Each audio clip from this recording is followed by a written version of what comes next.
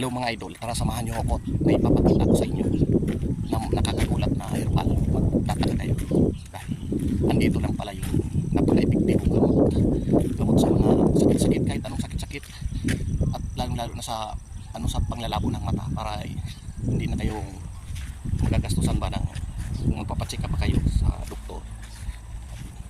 Makakatipid na kayo, lalong-lalo na sa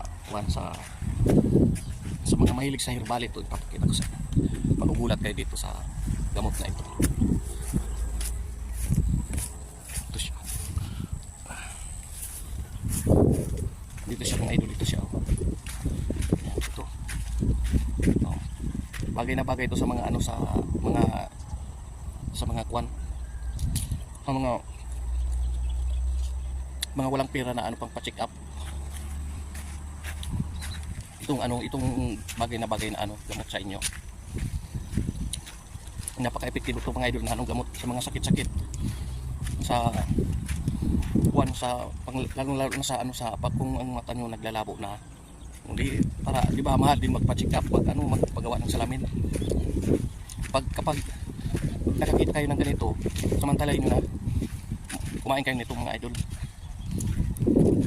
Pwede din itong pakuluan, gawin yung tsaa kada umaga. Pero ang ginagawa ko dito, kinakain ko na lang siya. Kailangan lunokon dito yung atas. Ninununo ko na pati dahon kasi malambot lang naman siya, kasi murang-mura siyang dahon. Sa mga nakakaalam nito,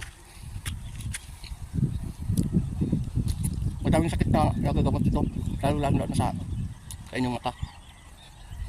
Itong ginagawa ko, di man siya nakakaano, tapos wala man siyang kung anong side effect, di man siya nakakalason. Tsaka ginuno ko yan. Tsaka ang lasa niya kaso kailangan taisin yung lasa kasi mapait siya mapait ang lasa nito. Pero pag nasanay na kayo, tulad kong nasanay na, parang wala lang, mas bali wala lang yung pait kasi sanay ako sa mapait. Malinis ito mga idol, malinis ito. Nunok ko yan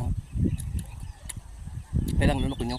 Pero kung kung hindi man kayo sanay sa pait, hindi nyo kayanin, pakuluan nyo na lang, pakuluan nyo mga ilang minuto, tapos gawin yung tsaa, yung katas.